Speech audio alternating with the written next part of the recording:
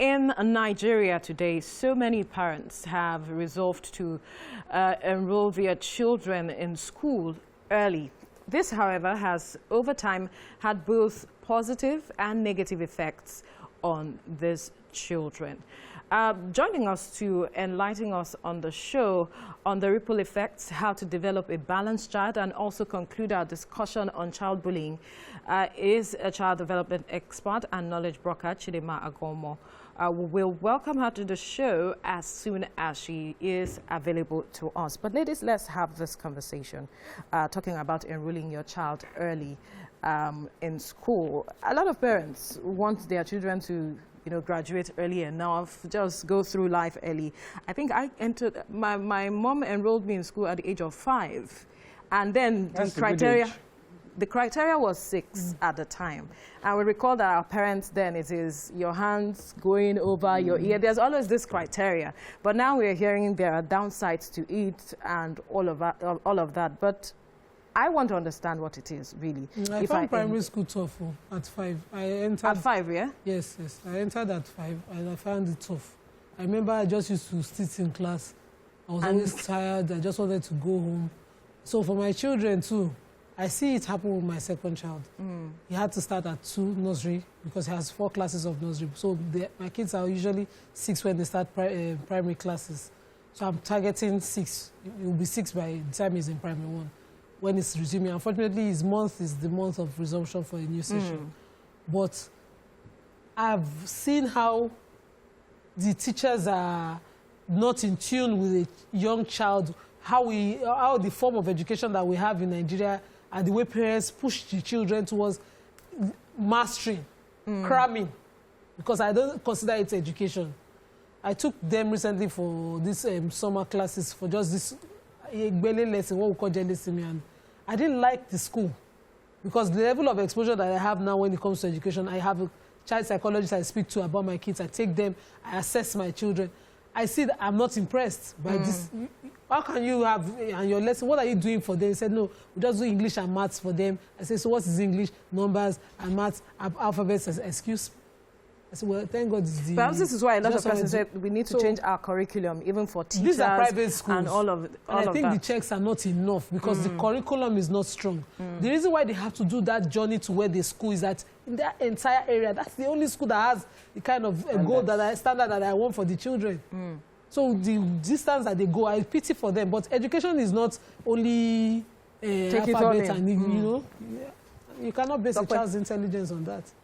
For me, I don't know, where are we running to? Like, where are the children running to? We want them to grow quickly.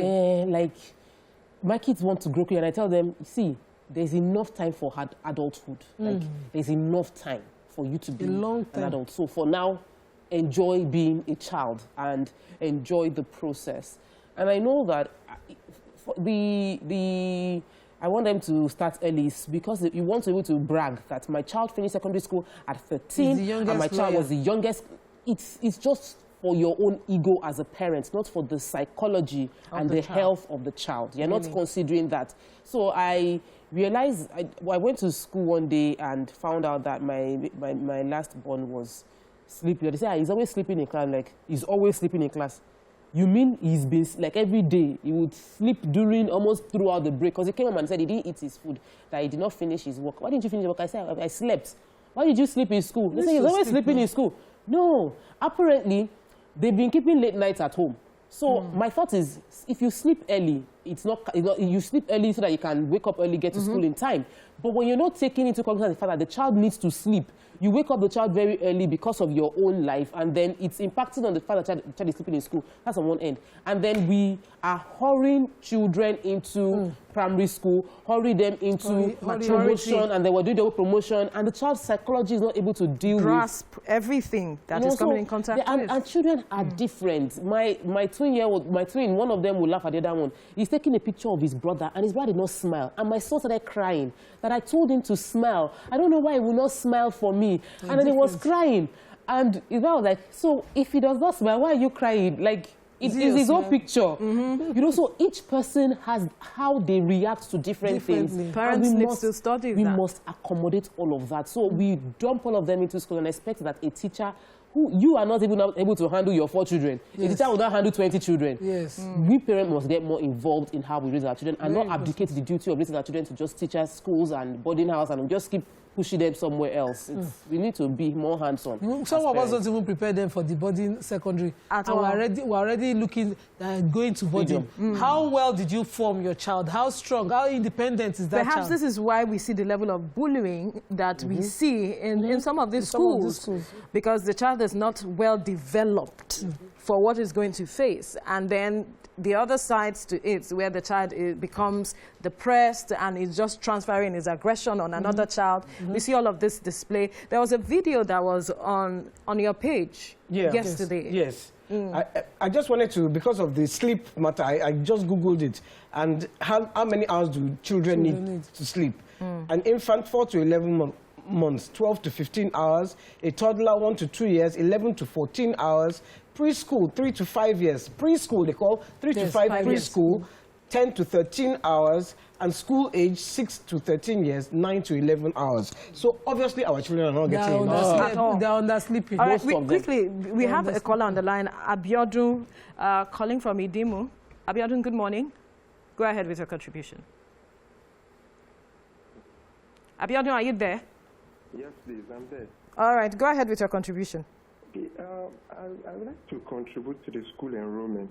I think, first and foremost, before we begin to talk about the reason why parents usually are in a rush to enroll their children, we have to really know the root cause. The root cause today in our employment system, you realize that a lot of people, when they get to a certain age, there's an age barrier for employment. Yes. So the reason why most parents actually want to rush their children's education is because they know by the time they are 25, they place an embargo. When you are above certain age, you can't be employed. You understand? It's actually a challenge. So we have to really discuss about it because it's a major problem, and that is the reason why parents are rushing their children's education. I was a victim of employment because by the time I graduated, I was already at 29, and I could not, I find it difficult to get a suitable employment. Before you know it, they contract you. When you are above certain age, you become a contract staff. Especially in the banking sector, they will not employ you as their full staff. Thank you, Abiodun. Thanks for that angle. Yes, that's a critical point to consider because at a certain age, perhaps 25, that is the limit. You must have social qualification and be ready to all of it, masters and all. There's an elder that I look up to who's 5 children, I think 6 children, 4 girls. What he does for his girls is, even though they went to school early, is to quickly find a business, a skill that they master. And when I met the young lady, she already had a farm somewhere in Cotonou. She studied agriculture not to have a degree. But unfortunately, in Nigerian system, which was the problem the father had, that Nigerian system, you study and then you start to carry your CV around. So you're not... but the way he was raising his children, he was deliberate empowering about them. how they are going to be graduating employers.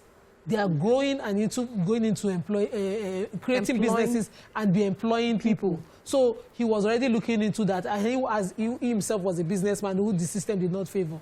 And he already did something about it. So I think, yes, what the caller said is a fact. And it's not good at all. But how many of these companies would employ us? The system, government should start to look, aside the grants that they give, start to look for ways that our graduates are coming out with the mindset of employing people already. They are already growing, and their projects in school are creating businesses that they know will fly and better the economy. Not the way we have done it, where you are looking for one auntie and one uncle. I find it very strange that they don't employ people who are of a certain age. Yeah. Yes. Because my daughter lives in England. I don't hear... I know a lot of people that live in England. I know someone who just got employment and she's almost 40. So it's something very peculiar to our society, I believe. And these are things I think should be regulated. That's why there are some persons who believe that's why we are not getting that level of mentoring of certain persons. Because in some sectors, you should have people who can serve as mentors for others. They understand the system, they have the experience, but they are not there to help groom others. We are not seeing people grooming others. All right, we're not seeing other people grooming these people into become who can hold their own. Yeah. And it's not helping our system at all. It's just like you retire at 60. But like you can be president at 80. Which kind of country are we living in? Okay. I want us to go back to the sleep thing because I feel that sleep and bullying.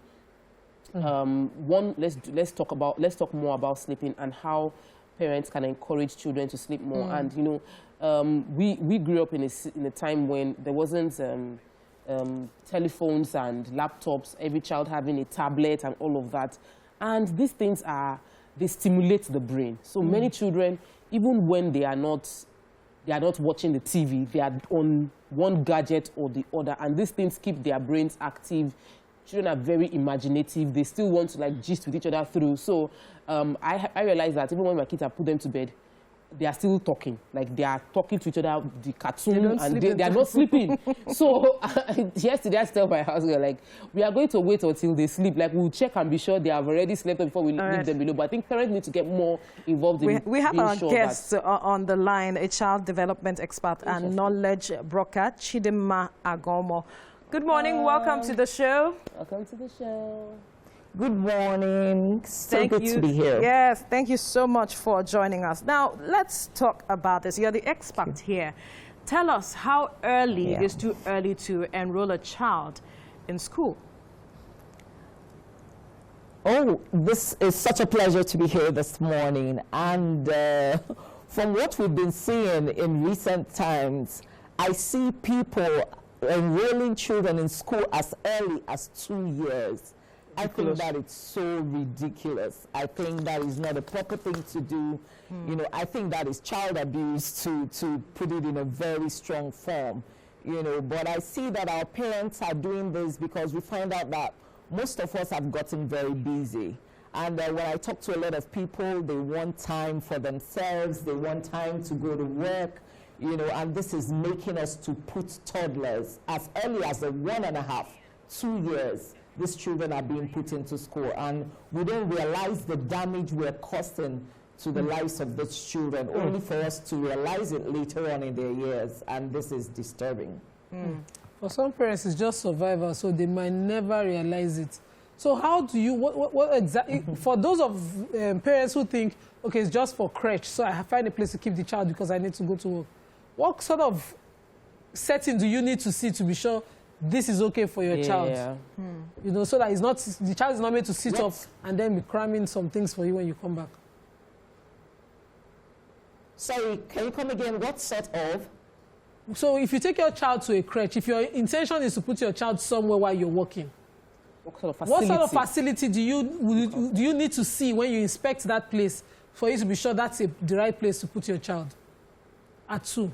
Okay, I think first and foremost, if you decide to put your child in a crèche, for instance, like you said, you have to make sure that it is in a very elaborate environment. And what I mean by elaborate environment is an environment where the child has enough space to run around. It's not just a classroom environment. Like what we see most often in recent times is you find schools in residential buildings. I don't know who is giving approval for these things. And these things have effect on the children. Where the children are being kept within an enclosure, you find out 15 children, 20 children are in a tiny room of about 15 feet, you know, and that is not very beneficial to the child. So if you must put your child in a crèche at such a tender age, I would suggest that you make sure that this child is in an environment that has a lot of compound space so that these children are let out to go and play.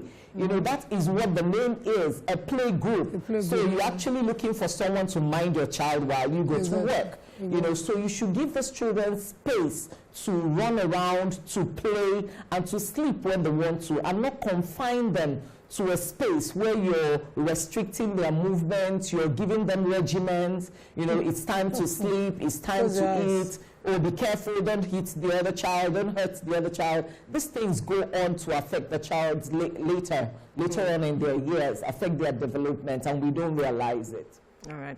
YK? Thank you. No. So I want to ask you a question, because this is the season.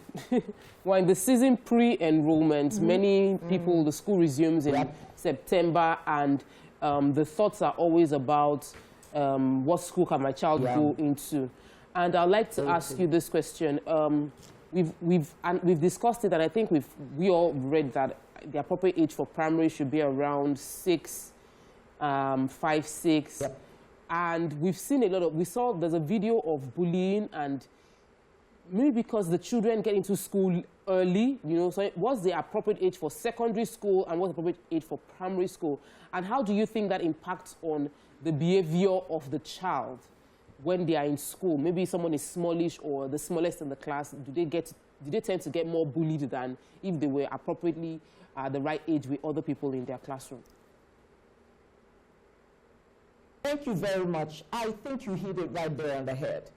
Once we start with getting our children into school very early, you find out that the child begins to conform to those things, to those rules that you want the child to conform to. They do the things you want them to do. They play where you want them to play. They play the kind of games you want them to play. They learn what you want them to learn, write what you want them to write. So right now, as the child grows up, the child has been conformed into a particular mold. The child is not necessarily giving expression to himself or herself, especially when they are underaged. They don't know how to say, oh, I don't want to do this, or, oh, please, can I do this other thing instead of doing this other thing? And this goes on to, they carry it on to primary school. I think 6 is very appropriate, for a child to start primary school, but I find out in our school these days that, like you've all been saying, our parents are in a hurry. So you find out that most of the schools are not even willing to have a primary 6. I recently learned in a state here in Nigeria, all the schools in that state do not have primary 6. So these children are rushed through school, and they take common entrance examinations as early as 4 years. Class 4, primary 4, primary 4 and primary 5, and they enter secondary school. Now their life has been interrupted, and they've not allowed themselves to mature, to the age that they should. We focus so much on their IQ. What do they know? Oh, my child knows a lot. Oh, my child can solve all the divisions you can think about. And we use that to move them along, forgetting that these children need emotional stability. And these children need to be developed socially. And this is what they acquire when they mingle with their mates at age-appropriate times. Yeah. So when they get into secondary school, some things come to them naturally. They are not struggling. They are not being victimized by another child. They are not feeling oppressed by another child. They give expression to what they want. They say no to what they do not want. But when we rush these children, we find out that because they're trying to please us and they are doing very well in school, they keep on coping. But mentally, they are not stable. And it's this mentally unstable children that turn out to be bullies in school. Because all through their lives, they've been regimented, they've been cocooned, they've been confined into a particular mode. They've not been allowed to grow out themselves, to give expression to the kind of person they want to be. They've not had interpersonal relationship skills with anyone. They've grown up in a particular system, timetable, with very little or no interaction with other children. And this affects them so much. And they turn out to be bullies.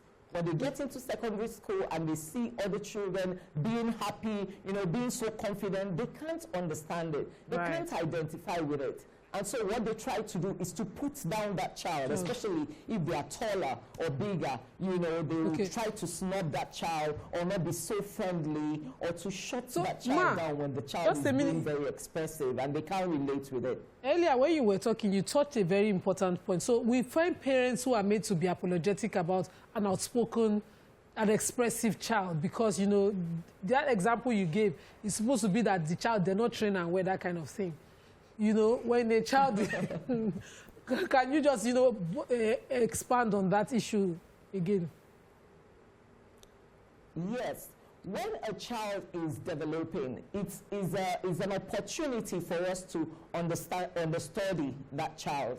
Like one of you rightly pointed out, a lot of children have different attributes. They have different ways of expressing themselves. They have different ways of expressing joy or expressing fear or crying when they don't like something. So now at their developing ages is the time for them to give expression to that.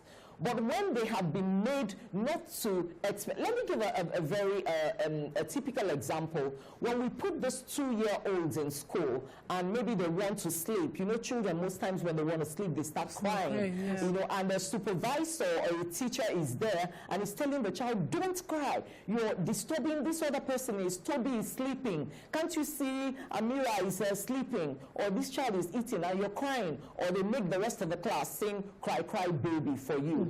And the child becomes very withdrawn or feels bad. You have tampered with that child without knowing, without meaning to. But you're molding that child to become what you want the child to be, because you want comfort and ease, because you're minding several children at the same time. So at every point in time, this child is looking at you and wanting to please you and not displease you, so that it doesn't get yelled at. So that really affects their behavior, and we should be very mindful about doing that to children. All right, why quickly? Yeah, I want to go to bullying, because yesterday I posted a video of this school, King's College, and the... Okay, I saw it. The person that recorded it, I know the person that recorded it, and he had been complaining to his ward, they are bullying us, they are bullying us. And then he you could even see he was scared as he was doing the video. How can we stop these kids from being bullied in these schools? Because when I put it, a lot of people are saying, it's normal, it's normal. It's your rite of passage. I can't understand it. So is there a way we can stop this bullying in schools? Thank you very much. Like I said, what we're facing right now, especially in the Nigerian system, is like medicine after death. A lot of us have done this rush, and a lot of these children are not mentally and emotionally stable. So at this moment, I think what we can do to help ourselves and the other children within the school environment, because these children come from different backgrounds, and our backgrounds have so much to do with our formations and how we behave towards another child. So what I think we can do at this time is, aside from, putting the children together once in a while to give seminars, I'm aware some schools have no bullying days and all that. I think the schools should make it compulsory that this bullying thing is made a curriculum. It's made a subject in the school. And why I say so is because it will be taken more seriously. The children will be made to understand that for you to be a bully, you have a problem. You have a complex problem. You have an inferiority complex, or you lack self-confidence. The children have to be made to know that if you're a bully, there is an issue with you, not with the other person. And if you're constantly trying to put down another child, then you are the person that needs help. But most times when they come into schools and maybe they bring outsiders to just come once in a while, give these lectures, some of the children do not even turn up.